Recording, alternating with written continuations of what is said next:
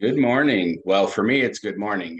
It might be a little confusing because I'll be saying, I don't know, it's 7 a.m. Sunday morning here and 6 p.m.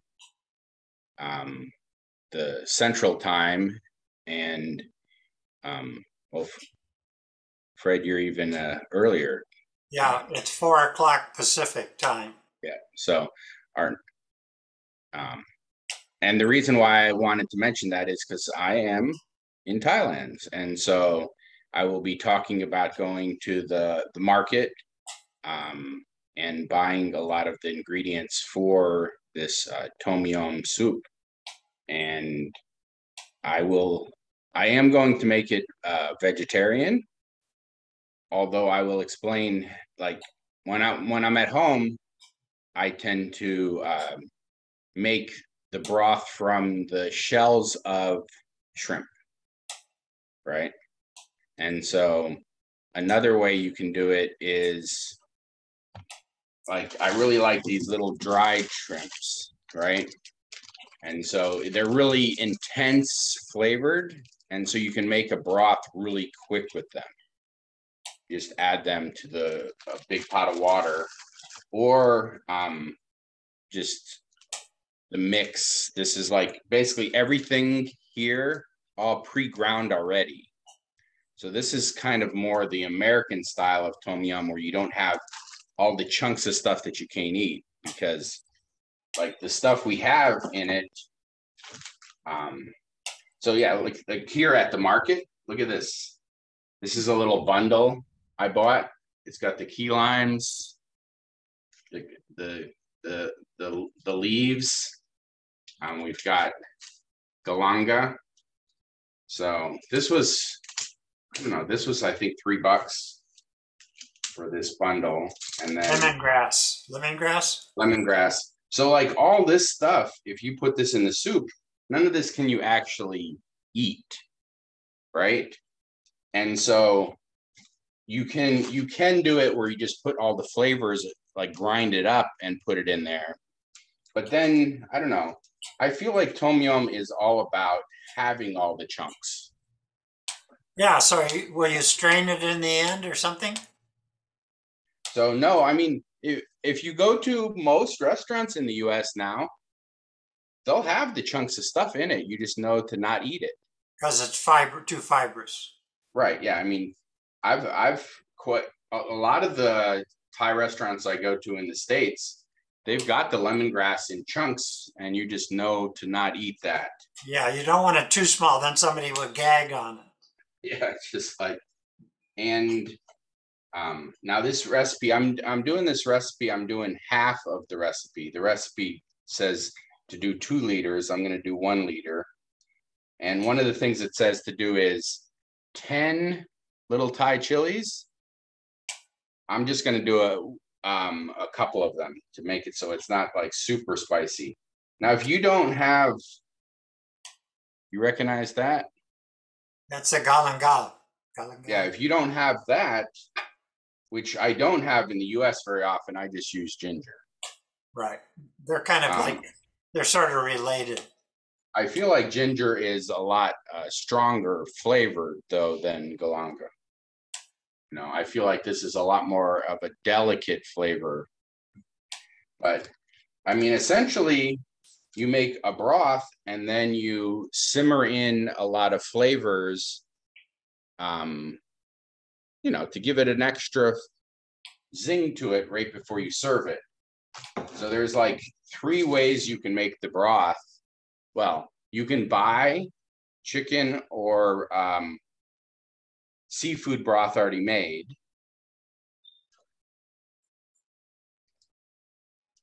Or you can, I mean, usually what I do is when I make a bunch of shrimp and you peel them, I just save all the shells, put it in the freezer. And then when I'm ready to make broth, I just, slow simmer them for a little bit and you make a nice delicate seafood broth for nothing. You're basically using your scraps. Similarly, I do that with the chicken bones and scraps. make a chicken broth, right? You can, then freeze that broth or can it, or, just make it quickly. Another way you can do it, of course, is little soup powder. So this right here is mushroom soup. And then check out this,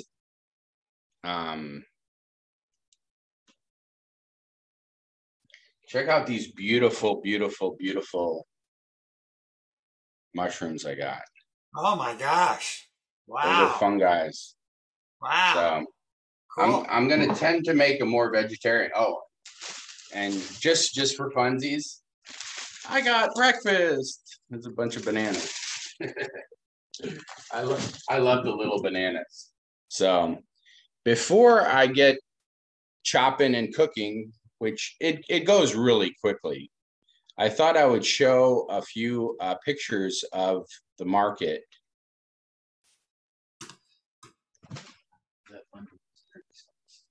It's like, oh, I was just corrected. That little bundle of stuff I bought wasn't $3, it was 30 cents.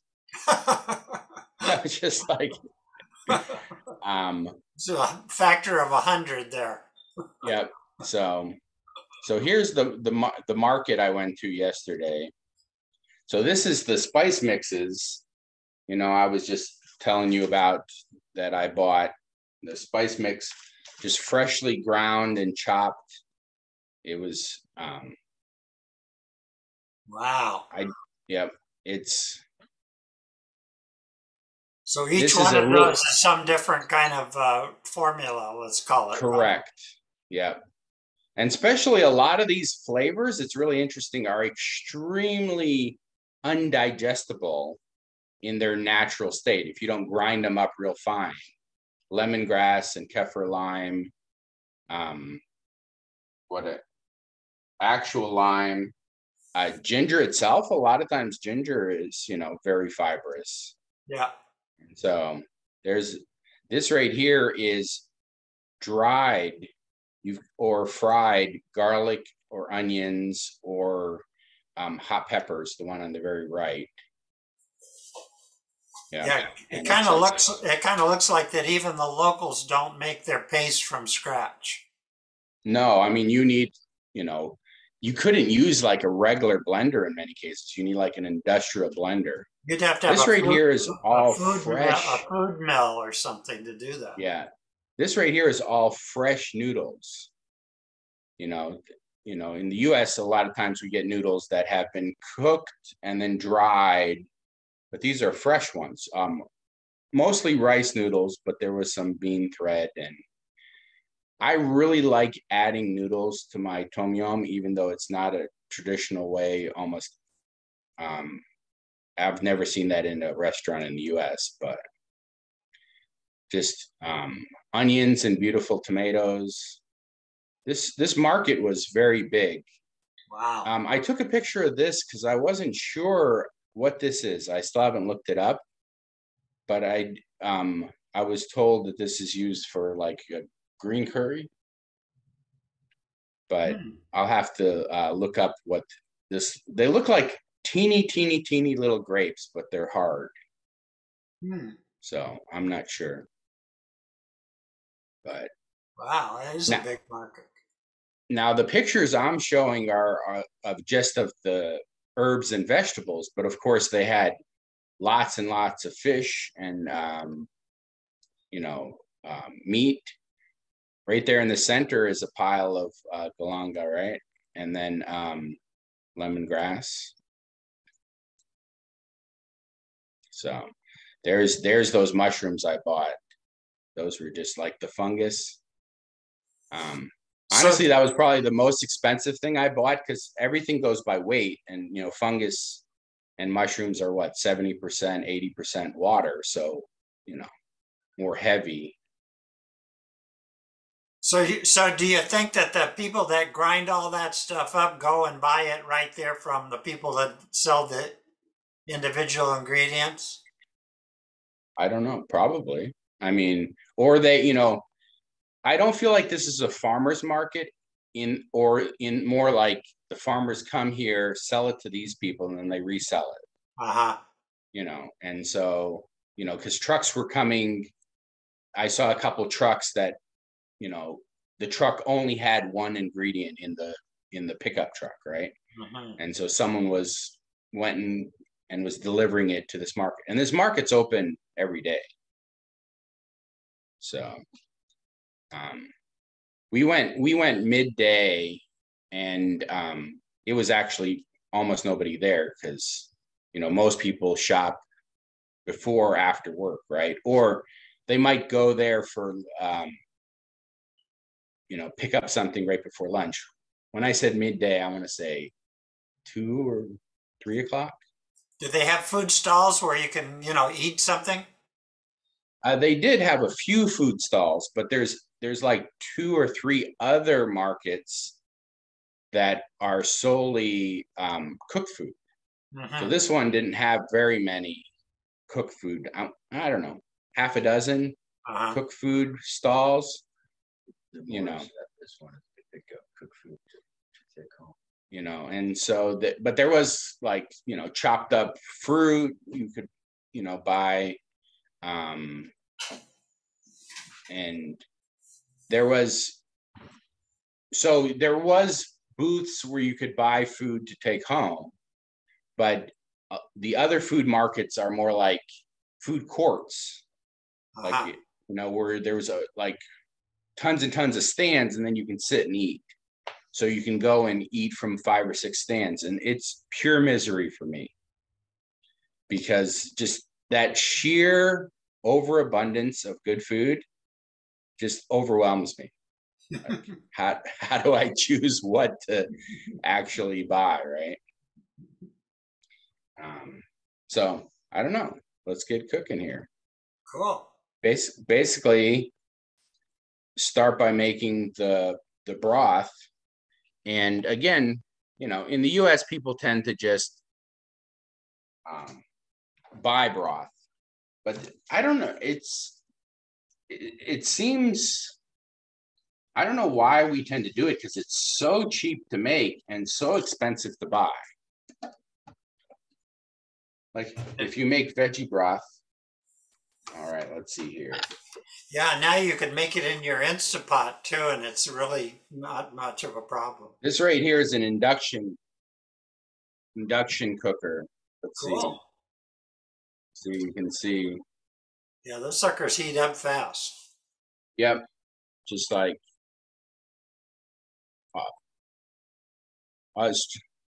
so.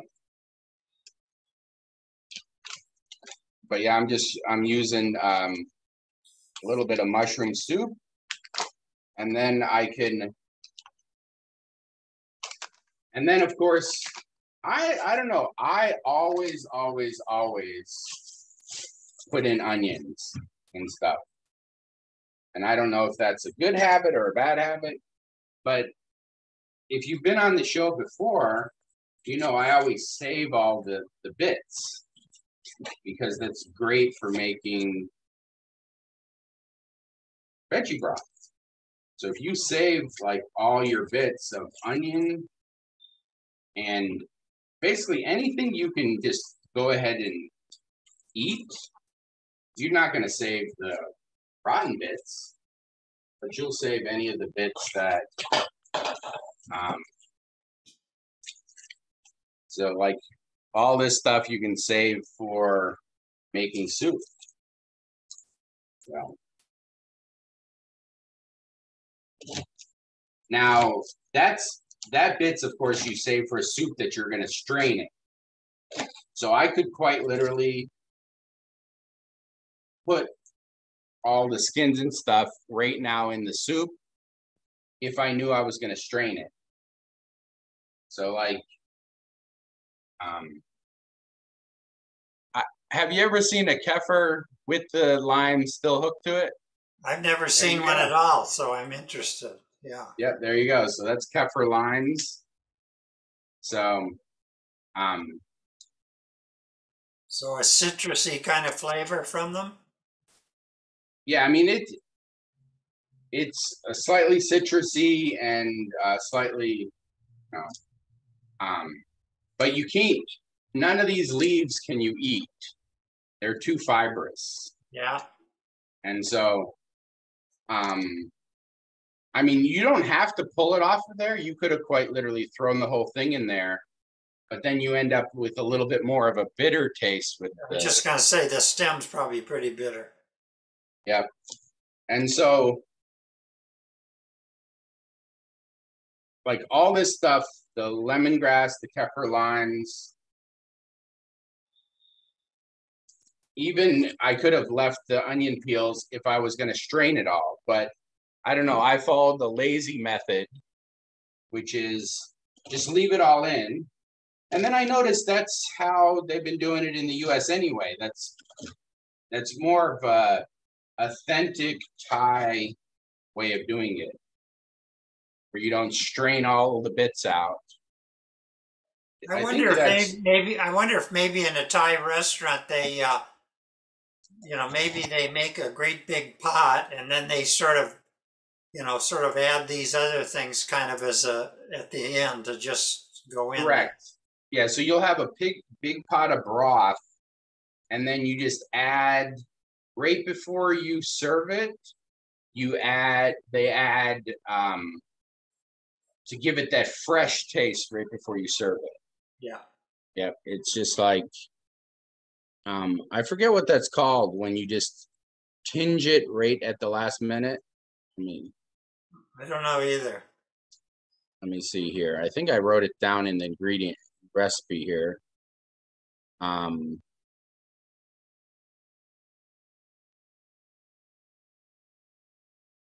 don't know. Oh, infuse it.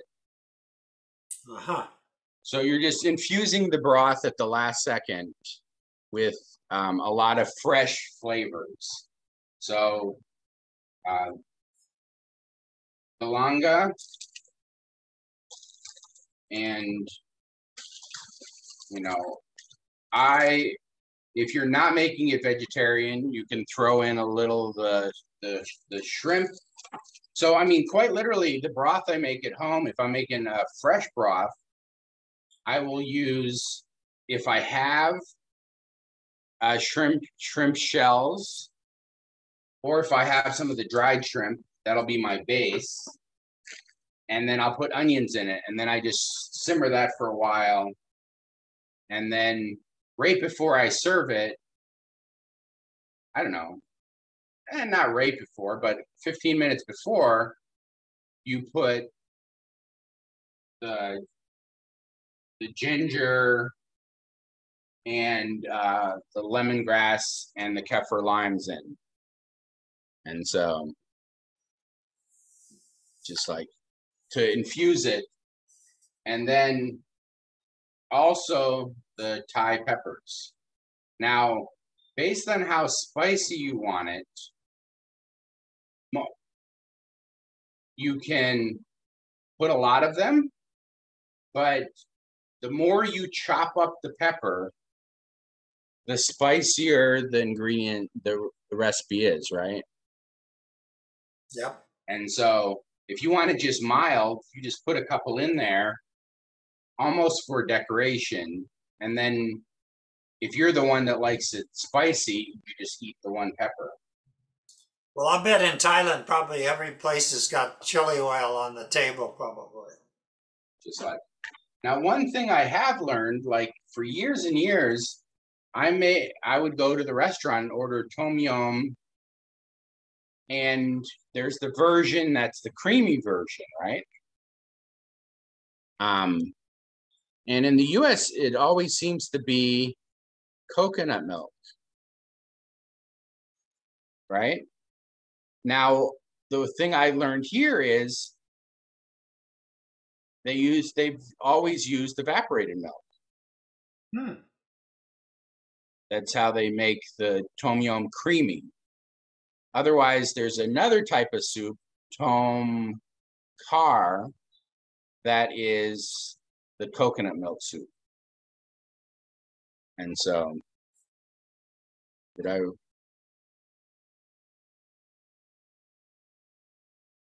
right? And so that's really the only difference. I tend to, in the winter, when I want, I don't know, a more of a richness to it, I add the creamy to it and some roasted chili sauce. Give it a richer, more flavorfulness to it. So, all right, get the cook in here. Right now, we're basically just slow simmering to make that broth. This induction heater has a boil, a soup, a fry, and a hot pot. Those are the settings. And what's nice with the induction, you can go from high to low just by pushing a button. Yeah, you can. It doesn't retain heat like an electric stove. Yeah, you can instantly change the temperature. And so right now, I'm just, and I'll add some, like, I really like lots of onion and garlic with my recipe. So now the main thing I've noticed in the US is trying to figure out, you know, basically what protein to put in. Because basically it's, even though there's a lot of bits in there, most of those bits you can't eat, right? That's just the flavor of the soup. And so just what protein do you want? You want seafood, beef, chicken, shrimp, tofu. Today I'm going to do mushrooms. I just came across, these were just too beautiful to not do. And then really the only other ingredients on the list is adding right at the last moment a little bit of, you squeeze some lime juice right before you serve it and put some cilantro on it. And so, but yeah, I'm making the vegetarian version. So in honor of Aaron, because he said he needed some soup because he wasn't able to talk. So, thank you. And then, but I assume they have Thai basil also. I did not see any Thai basil at the market. Like I walked around. Yeah. I absolutely love Thai basil, but it's not part of this recipe. But oh, I went on a hike and I saw some wild when I went through a hike through pineapple fields, and yeah, basically we went to the market, and then after the market we went through a hike and through with a group hike, and I saw some wild, but it was it didn't have the big leaves. It was like afterwards where it's just all the seeds, the seed pods. Gone to seed. So it wasn't as, I probably could have stripped some of the seed pods off and got some flavor, but it didn't have the big leaves that you normally get. So far, I'm just basically making the broth.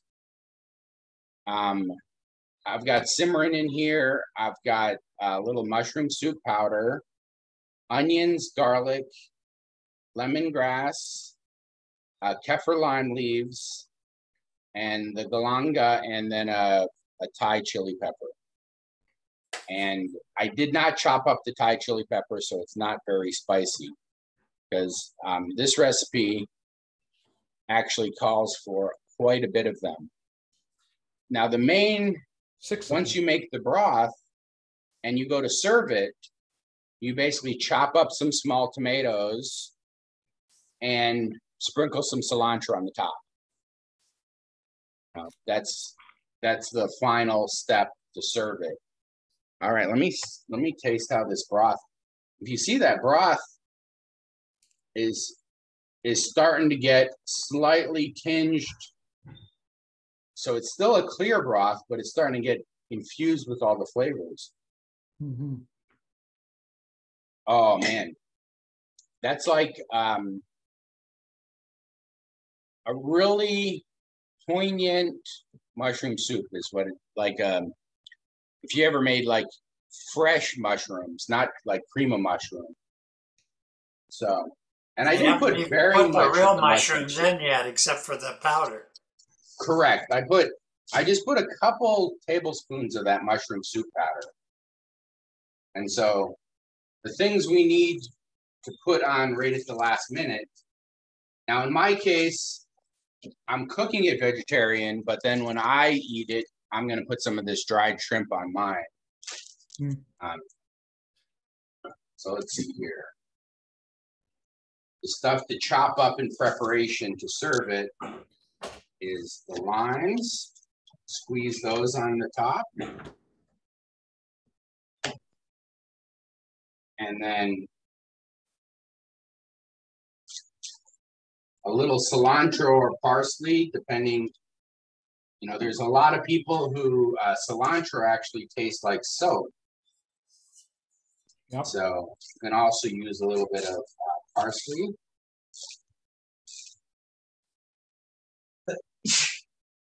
And then, of course, your tomatoes. And then if you want to make the creamy version, of course, you can use coconut milk, but that changes it from Tom Yum to, I think, what, Tom Kha? Otherwise, you use, I don't think you can read that. It's all in Thai, but No. evaporated milk. Apparently, condensed milk is real popular in Asia. Not condensed milk, evaporated milk. Evaporated milk is what I meant. Yeah, condensed milk is, you don't want the sweet. Yeah. Although you could use a little bit of it, because a lot of times they you put salt and sugar in it to balance out the flavors. So, all right, trying to think. I think all we have left is basically let me turn it down here. I think we've got a good, nice soup base.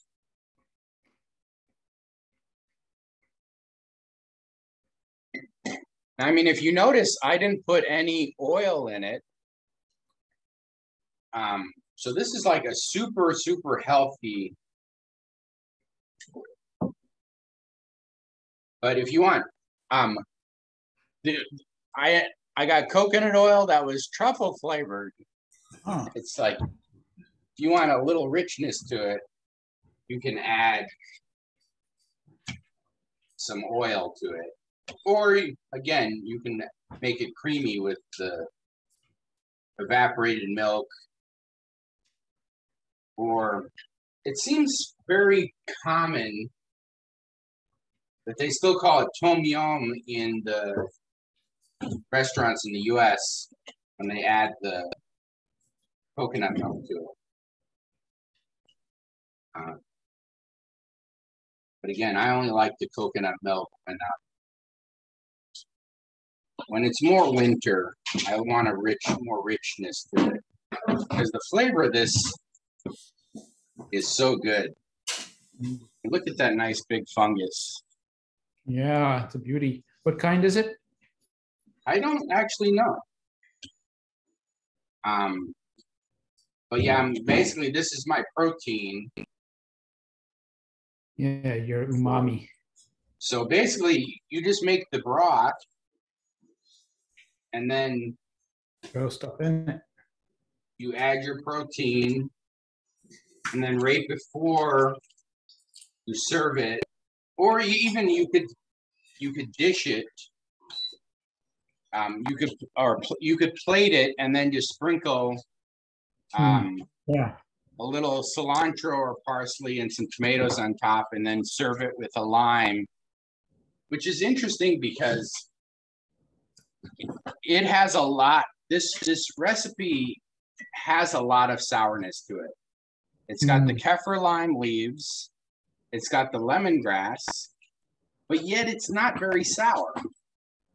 It just, because it's got a good balance of all the different flavors.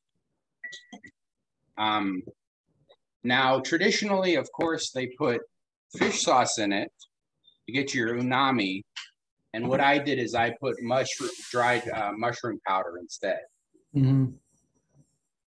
And so you've got your umami, you've got your sour, you've got your spicy of a couple chilies. And then, of course, when you serve it, you would put a little salt and sugar on it. And then you've got all the flavors all in one dish. So let me think here. I think I'll save a little bit of this fungus, make omelet. And then I did buy this mix, which is all of the stuff I put in here all pre-ground, just in case the spices I put in there were too dry, and therefore I wouldn't get enough flavor. But quite honestly, this flavor is just phenomenal. Yeah, you can kick it up a notch with some of that if you wanted to. I mean, it's like a slightly sour onion soup with I don't know, an umami flavor to it. Mm-hmm. So, and I think that's pretty much it. I'll switch it over to hot pot, which will just put it on a low simmer. I'll plate one up here. So.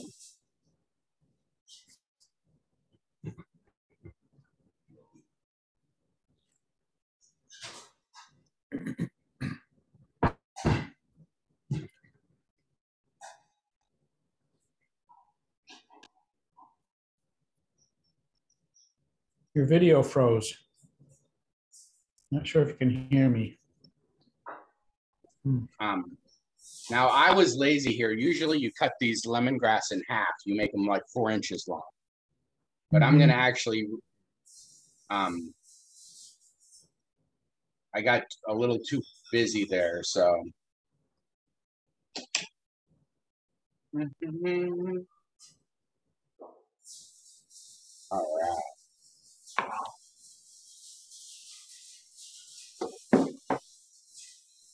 So, a little bit. Looks good. And then you put some tomatoes on it,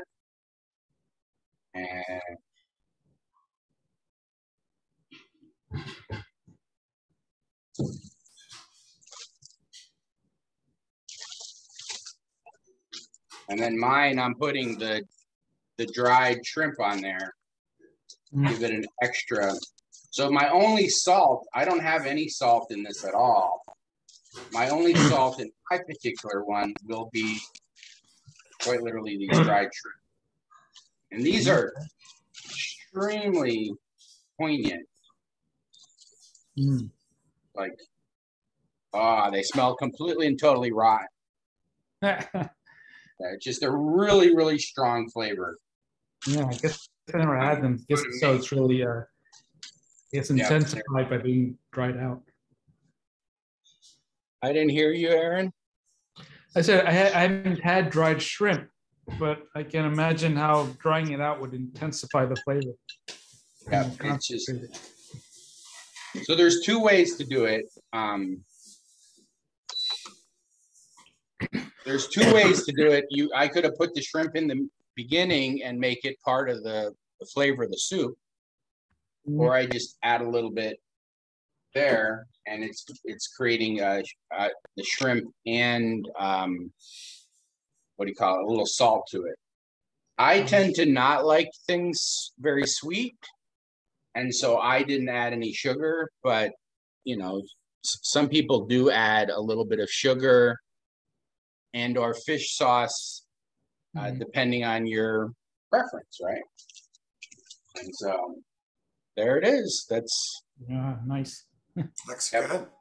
You can, and I actually stretched it out. I cooked this longer than usual. Usually, you have your broth, and then you just basically throw your galanga, throw your kaffir limes, throw your chilies, throw your lemongrass, throw your protein in, and I don't know, 5 minutes, and then you serve it. So if you save that for the next day, would you just leave it in that pot or put all the ingredients together in the fridge? Yeah, I mean, I could do that, but then I'd probably want to add, fresh, because it does. The thing about this recipe is the kaffir limes and and lemongrass is this bright, fresh, I don't know, almost spring flavor. Mm-hmm. And the longer it sets, the more deep that lemon. And it's not like it took 2 hours to cook it or something. Right. So if you wanted to make broth fresh, basically you'd put little dried shrimp or shrimp skins or chicken bones or dried mushroom powder or some kind of main flavor for your soup, onions and garlic, and then just simmer that into a broth. And then 5 minutes before you serve it, you put your protein in, you put your kaffir limes, you put your galanga, you put your lemongrass and your chilies, and then fish sauce, cilantro, lemon on it, and then if you want a creamy version, you put evaporated milk or coconut milk. So, but it's really quick. I have made an Americanized version of this by just pouring some lemon juice in there. It is definitely not as good, but it is, what you have around. Fresh, lemon flavor is just tremendous. I think you could get a lot of those things if you go to an Asian market in the U.S. Yeah. Oh yeah. I mean, a lot. I mean, even if you can't get it fresh, you can get now like the mix. Just yeah. In the States, I have it's like a can of this green chili paste, right? Yeah, I call it Thai curry paste. Right, which is basically all this stuff exactly ground up. Yeah. And so then you can not only be I don't know, not only then can you be lazy about it,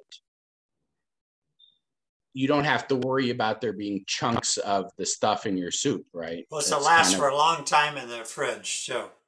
Yeah, very much so. The dried shrimps, I would recommend double bagging that and putting that in your freezer. Because after if you have that in your fridge, no matter how closed the bag is, moisture will start getting in there and it'll start releasing a rotten taste. I mean, a rotten smell. But I mean, it basically smells like shrimp, like 10 times as strong right now. It's basically a shrimp concentrate, right? So, yeah. All right. I mean, they even sell a shrimp paste.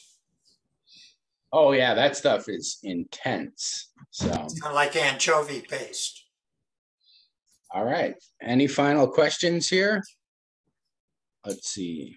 I was going to ask, did the Chinese kind of have a rice porridge for breakfast and stuff? What do they have for breakfast in Thailand? Do you know? It's like, I have had, like the rice soup, like the congee. I mean, honestly, I haven't been going out for breakfast. I tend to cook, right? So. Are you in Thailand now? Yeah, I mean, right now it's 7 a.m. I'm having a banana. So. Okay. So, oops. So Yeah. Earlier I was showing the market where, yesterday for me on Saturday, I went to the market and bought all these ingredients. Okay. Nice. Yeah. So, all the ingredients I put in there were, well, not all of them, not the mushrooms, but the lemongrass, kaffir limes, galanga. They actually had a little bundle, and it was like 35 cents. Yeah. For the bundle of everything. And the kaffir lime had the lime and the leaves because it comes from the same tree, right? Mm-hmm. So I remember living in the Caribbean, and my neighbor had a kaffir lime, and I knocked on the door and asked them, "Do you mind if I pick some?" And they were just like, "Oh yeah, it's just a bush in my front yard." So yeah. Very cool. All right. How long are you there for? I'll be here for a month. Oh, nice. So maybe I'll do another cooking show, but I just know Tom Yum pretty well because I make it frequently at home. Okay. I mean, I really, really like soup. And so this one is, I don't know, just especially in the middle of winter, it gives you that fresh, like, memory of spring, just the lime and the smell. And then if you put some chilies in there, it wakes you up when you have the winter doldrums. And so I really like this soup in winter. And so I thought, and then I don't know, I wanted some myself. So yeah, of course. Yeah, we just got 10 inches of snow, so it's definitely winter here. Wow. Oh man. Wow. Just like, I mean, I don't know. I like the concept of snow, but so here, look, here's the market. These were the spice mix. So all the spices I mentioned, here they ground them up. And they have, I mean, if you look here in the background, you can kind of see, let's see if I can zoom in here, the giant grinder. So you have the giant grinder. Yep. Because, I mean, all the spices we put in here, kaffir lime, galanga is not as fibrous as ginger, but it can be, ginger is very fibrous. Lemongrass is very fibrous. And so, most people, I mean, I have done it before at home, but I've got like a 3 horsepower blender. It's like just absolutely huge. And I was worried that I would hurt it in the process. And so anyway, that was that. Just all the different spices.